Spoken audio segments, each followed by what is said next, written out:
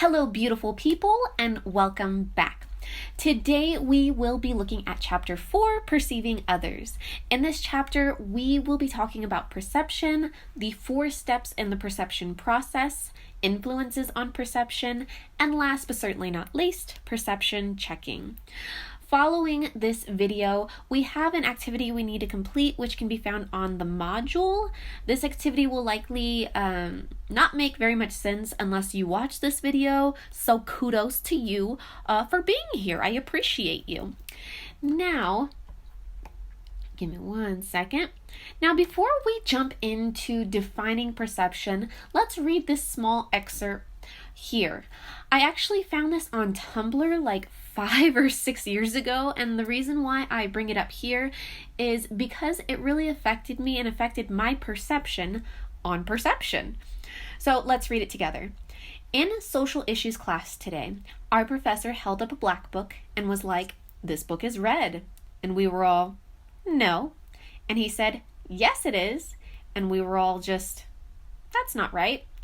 And he turned it around and the back cover was red. And he said, "Don't tell somebody they're wrong until you've seen things from their point of view."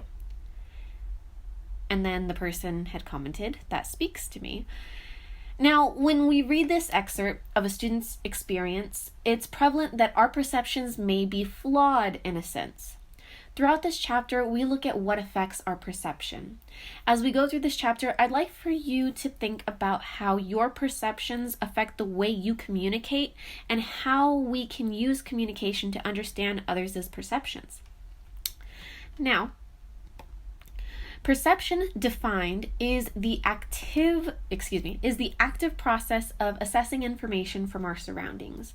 There are 4 steps associated with perception, which include 1, selection, 2, organization, 3, interpretation, and 4, negotiation. So we're going to go through each one of these steps. So the selection process includes what data we attend to. For instance, if we attended a party, we would not be able to attend every stimuli that presents itself within that environment. You can't be in the restroom, living room, front yard, backyard, and listening to all the conversations that are taking place all at once. It's completely impossible. Another example would be going to see a movie with a friend. Have you ever had the experience of your friend noticing something that you maybe missed while watching the film? If so, it's probably because your attention was drawn somewhere else. This is the first step within the perception process, selecting some sort of data or stimulus to attend to. Now, the text lists a few items that typically catch our attention. For instance, the intensity of something might cause us to shift our attention in that direction. Again, let's go back to the party scenario. If everyone at the party is talking with one another at a reasonable volume, but one individual begins to shout really loudly, more than likely your attention will be drawn to the individual who is yelling due to the intensity of it. Next, we have repetition. You might notice a behavior after witnessing a few times.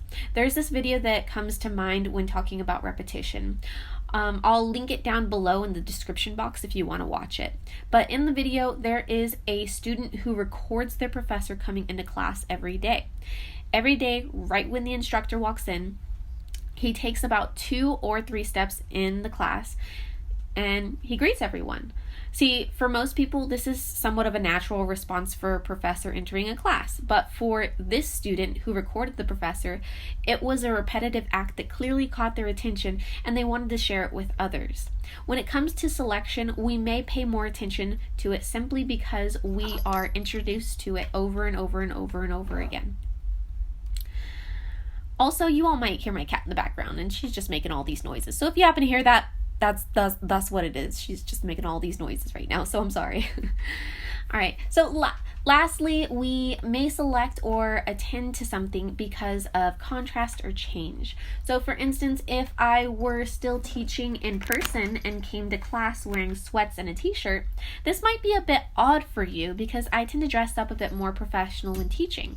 It's not to say that this is a good or a bad thing, but instead, you all may notice this is different and may attend to it because it's simply like out of the norm for you.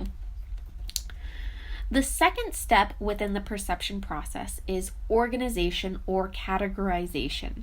Now, within this step, we begin to make generalizations.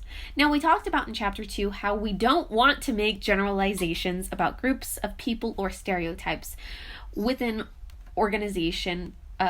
Within the step of organization, generalizations do occur. And this is when we start to arrange information more so in some sort of meaningful way to help make sense of the world. And this is typically something that's not direct or vocalized out loud, but instead it's something that's inherently taking place. Most of the time we don't even directly acknowledge or have an intention of making these generalizations. So for instance, when classifying others, we may think someone is beautiful or perhaps more plain. This would fall under a physical attribute. Second, we have role-based. You all acknowledge that I am an instructor and you all are students. However, again, this isn't something we need to blatantly state out loud, right? These are the roles that we partake in, but we may not be like, oh yeah, you are instructor, I am student. There we let me categorize. No, right? Again, we're just categorizing. We are in a sense putting each other into boxes, but it's helping us kind of understand what's taking place. Next, we have interaction-based. If you notice that someone is peppy or outgoing based on your interaction with them, for instance, you may categorize them as friendly or helpful. Then lastly, we have physiological. If someone is a bit more hesitant to talk to you while in a group or at a party, you may come to the assumption that they're not necessarily confident or they're possibly an insecure person. And again, we are making generalizations. We may not know this for certain. And that's what perception essentially is. We don't necessarily know this as fact. It's our interpretation, right? So after we've selected some sort of data to attend to, then we made some sort of sense of it, some sort of generalization, some sort of categorization.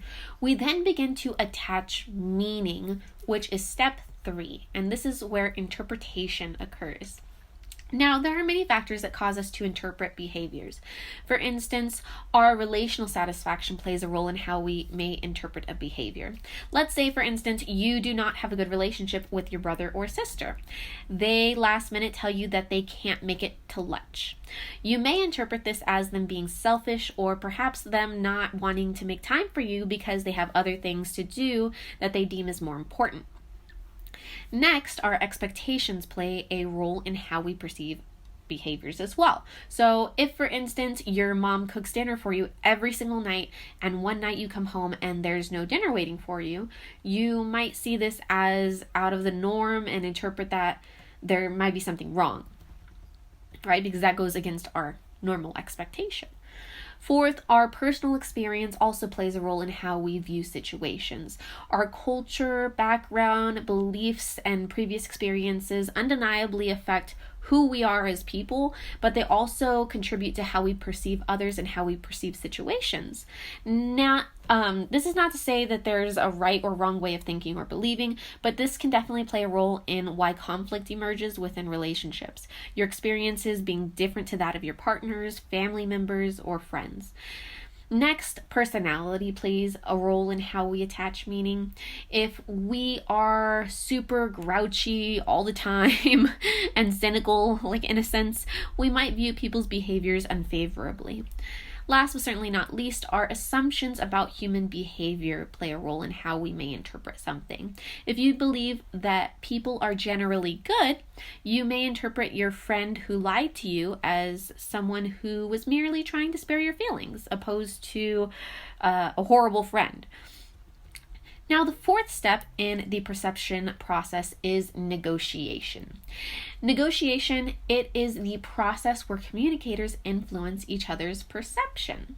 For instance, going back to seeing a movie with your friend. You and your friend begin to talk about why you did or did not like the movie.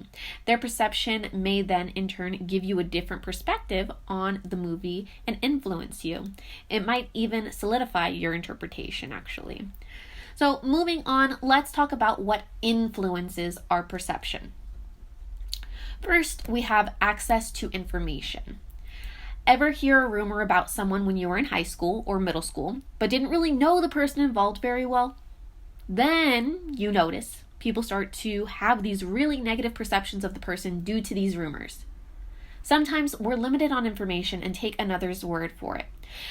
Now, sometimes it might be completely harmless, whereas other times it can be extremely harmful, as in the situation described above. So we can't always get all of the information we desire to make a strong judgment, but remember, your wide or limited knowledge on something will contribute to your perception. The real question is, are we making a fair judgment based on limited information? Second, we have physiological influences.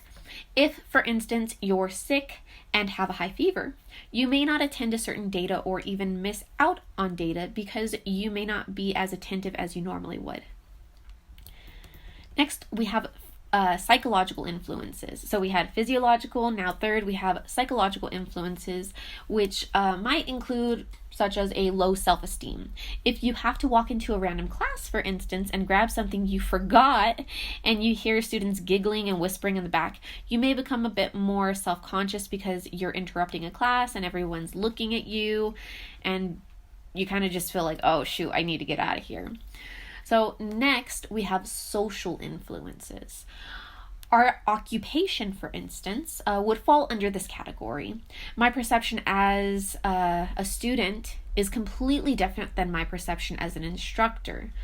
My perception as an educator, for instance, during the coronavirus, it's different than that of my sisters who happens to be a nurse. We have different understandings and different experiences, and although we may agree or have certain beliefs on issues that are taking place, I'll never know exactly or be able to feel her experiences right here and right now, having that specific occupation that she has at this time. And even then, people who have the same occupation as her will have different experiences and perceptions as well. Next, we have cultural influences. For instance, I grew up in a more conservative household, and honestly, I just absorbed the household beliefs without any questions. I never asked any questions. I was just like, okay, these are the rules. All right. And then when I saw people who were different or didn't abide by the same beliefs or rules that I did, I would kind of judge them a little bit more harshly. I've changed quite a bit since my adolescence and have become far more open-minded. Sometimes I look back and I think about how my thinking and perceptions of the world have drastically changed with experience. But of course, our culture does play an integral role within our lens of reality and how we take in information. Next, we will discuss some perception tendencies that lead to inaccurate attributions. So first, we may make snap judgments. For instance, think about how others may have made snap judgments of you based solely off of your age or gender. Were these perceptions accurate, or were they solely based on that person's inaccurate perceptions and stereotyping?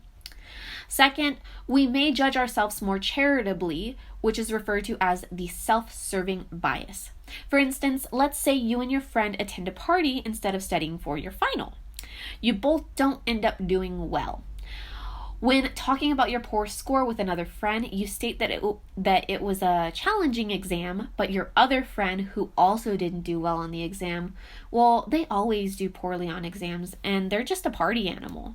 So you see how the self-serving bias comes into play within this example. You're, in a sense, saying like, oh, it was just a bad exam, it was difficult, but my friend, oh, they always go out and party, that's why they didn't do well. Self-serving. Right? So then third, our perceptions may be influenced by our expectations. For instance, if you looked online at Rate My Professor for a math instructor, and you saw that people said that they were boring, you might come into that class with the expectation that it's going to be a boring class.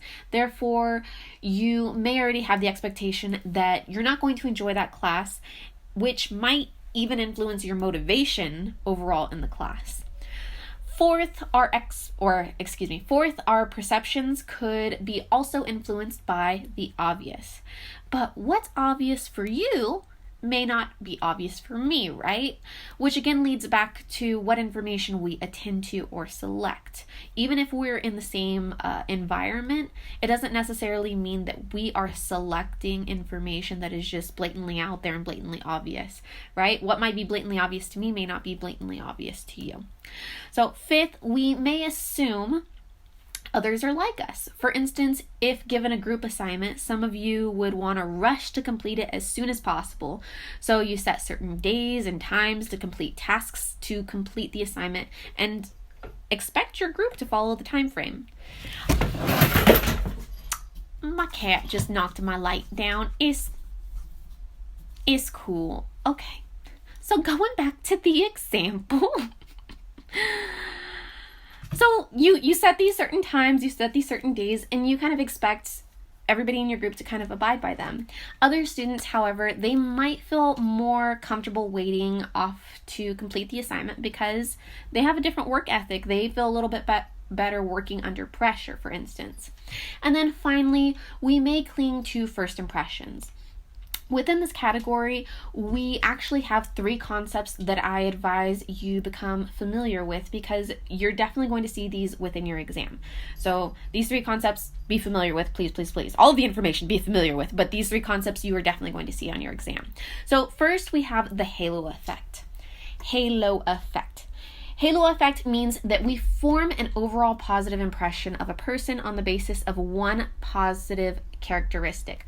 For instance, let's say you go on a dating app, swiping left, swiping right. Okay, you see this beautiful, beautiful person and you end up matching with them, and then you start talking with them, and then you go on a date with them, and again, you notice, wow, they're so attractive in your eyes, right? But then they push the bill your way. They're kind of rude to you throughout the date, but you form this overall positive view of them just based off of their looks, right? So that's what the halo effect is. Them having one positive attribute and then you forming an overall positive view of them just based off of that one. So second, we have Horn's effect. And Horn's effect is kind of the opposite. So Horn's effect means that a negative appraisal adversely influences our perceptions. It's almost the opposite of the halo effect again. Instead of seeing one positive characteristic and forming a positive perception of that person, we now form an overall negative impression based on one negative attribute. So for instance, when I worked at Sears, there was this employee. She was a seasonal employee, and typically, because I had worked there for quite some time, they would have me train the seasonal employees, which I really enjoyed. And so, y'all have met me. I'm very peppy. I try my best to be as outgoing as possible, and I do try my best to work hard and work quickly. So I was working very quickly and putting all of the clothes back, and so I'm trying to help her as well and kind of guide her and lead her in the process of putting back clothes. And so she grabs one item at a time, and I don't see her for 20-30 minutes, and so I'm over here. I felt like I had to do a lot of the work, and so because she was working rather slowly, I kind of formed this very negative impression of her, that she was lazy, that she was slow, that she didn't care about her job, and all of that was just associated with, her kind of familiarizing herself. That's really what it was. She was just familiarizing herself with the store, and it was a very large store, so I can only assume it probably did take her about 20-30 minutes to find one shirt, because it's a lot. It's a lot to dig through and try to find one shirt, pants, where do all of these items go? And so, as you could see with this example though, there was one negative characteristic that she had, and so I formed an overall negative view of her because of that negative characteristic. So last, we have confirmation bias. Confirmation bias means that we seek out and organize impressions to support that opinion. So for example, going back to that other staff that worked at Sears with me. So I talked to my friends about her too. I'm not gonna lie. I talked to my friends about her too because I had been there for years. I knew all of the other staff there, and they were like, yeah, she's really slow. I noticed that too. And right. But this is me going out of my way to try to seek out information and of course, how I'm asking questions, how I'm presenting the information, right? So if I come up to my friend who happens to be an employee there and say, hey, like, have you noticed that Nancy, she's really slow? Like, I was working with her the other day and burr, burr, burr, burr, burr. So then my friend might look at that and be like, oh yeah, right? And so respond back to me, confirming my own perception of that other worker. So you could see how confirmation bias can negatively, in a sense, impact your perceptions and falsely impact your perceptions as well. Not to say that any of this was right, but we do see this take effect. I think many of us have engaged in halo effect. Many of us have engaged in horns effect. Many of us have engaged in confirmation bias, right? And it definitely does skew our perception of reality in a sense. So moving on. Now let's talk about how we can go about negotiating these perceptions and communicating to gain a broader understanding of others' perceptions to form more accurate interpretations. In other words, how can we synchronize our perceptions with others? I know that I could have handled those situations differently, and that's not only through like reminiscing and looking back, but it's honestly, yeah, self-reflection is important, but communication is key. And if I maybe had reached out to, for instance, the other staff and been like, hey, I noticed this, like, what's going on? Is everything okay? Like, how are you kind of warming up to the new environment? Maybe if I had taken that stance, we would have had a stronger relationship in regards to being coworkers. So I know that I could have handled that situation differently. I think that we've all had situations where we're like, hey, I could have probably handled that differently. And here's a different way of kind of going about it, which is perception checking. We can kind of synchronize our perceptions with others by using perception checking. Now, perception checking has 3 steps. The first step is describing the behavior. The second step is forming 2 possible interpretations. And then the third step is asking for clarification. So for your exam, again, you're going to want to know these 3 steps in that exact order. So again, 1, you're going to describe the behavior. 2, you're going to form 2 possible interpretations. And then 3, you're going to ask for clarification.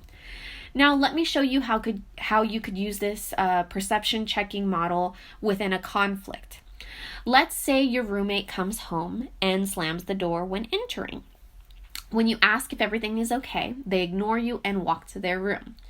You ignore it and think they're just having a bad day. They just need to like lay off some steam or something, but you don't tell them anything. Then later on, you notice that they delete you on all of your social media. Okay? So think about how you would initially respond to this. Some of you might say, oh, well, I'll just confront them and ask them, why did they delete me and why do they have a bad attitude? But you see, the language used really does matter in situations like this. And this is where the perception checking process could be beneficial. So first, again, we're going to need to identify their behavior. Next, we want to look at 2 possible interpretations, which is step 2. And then lastly, we're going to ask them for clarification, okay? So I gave you a scenario, right? Roommate slams door, they delete you on your social media. So how are you going to respond to this situation? This is how I might address my friend using the perception checking model. Hey, roommate. I noticed that you slammed the door when you came in and that we're no longer friends on social media. Did I do something that maybe upset you, or did you perhaps have a bad day at work? What's going on? So as you could see, I'm not jumping to any conclusions. I'm not saying, hey, like, why are you mad at me? What's going on, right? Again, hey, roommate, I noticed that you slammed the door when you came in and that we are no longer friends on social media. That's the behavior, right? You noticed that they did do those things, right? It's not a question, that happened. They did slam the door and you are no longer friends on social media, right? You're not jumping to any conclusions. So right there, we would label that as behavior, step 1. Did I do something that maybe upset you? Or did you perhaps have a bad day at work? Right? Those are 2 separate interpretations. You're letting them know, hey, I think it could be this. Hey, I think it could be this. Right? You're not jumping again to conclusions and saying, oh, you're mad at me, huh? No, you're saying, hey, it could be this, it could be this. So now we're going to label this as interpretation 1 and interpretation 2. That's step 2. Last but certainly not least, what's going on? You're asking for clarification. You're ending this with a question, right? You're opening it up for a discussion, opposed to, again, just jumping to conclusions. So can you see kind of how this type of model would be beneficial in a conflict? And maybe if we're having an argument with someone face to face, this is probably not the first thing that comes to mind. I've honestly used the perception checking model talking with students, emailing with other instructors, where I'm like, okay, it seems like there is a conflict that is occurring, right? I noticed this. Could it be this? Could it be this? Like, what's going on? You're just asking for clarification. You're not trying to jump to any conclusions. So when you do have a little bit more time to really go through and be rational and reason through and think, okay, like it could be a number of reasons. I know in the moment, and we have a whole chapter on conflict, I know in the moment we can kind of just, again, jump to conclusions or make judgments. I've been there. I've felt that. I've done that as well. But think about how you can incorporate the perception checking model within your relationships, even through email. If you're having conflict with an instructor or a professor, for instance, this might be a better way of going about talking with them or messaging them than saying, hey, you gave me this grade on this assignment. Why? Right? So, hey, I noticed I got marked down for this. Could it be because I didn't maybe read the prompt correctly, or maybe this was an inaccurate marking? Like, what's going on, right? See, that opens it up for discussion opposed to just jumping to conclusions, which again, we don't want to do. So to recap, in this chapter, we talked about perception. We talked about the 4 steps in the perception process. We talked about influences on perception. And last but certainly not least, we talked about perception checking. Now remember, the perception process and perception checking are not the same thing, okay? I feel like I need to clarify on this because I've had a couple of students on exams or on quizzes kind of get these two confused. Remember, with the 4 steps in the perception process, right? We're selecting, we're organizing, right? We're interpreting, we're negotiating. That's the perception process, right? Those are the 4 steps in the perception process. And then we have perception checking. Okay. So remember, those are 2 separate things, which you will be quizzed and you will have exam questions on both of these. So in the activity on the module, I want you all to practice this on your own. I'm going to provide a scenario and you will respond using first person, using the 3 steps of the perception checking model as we did here, labeling each step. So again, to recap, in this chapter, we talked about perception, the 4 steps in the perception process, influences on perception, and last but certainly not least, perception checking again. Okay, so that's what we covered in this chapter. If you have any questions, have any concerns, please do not hesitate to email me. I will see you all in the next one. Bye-bye.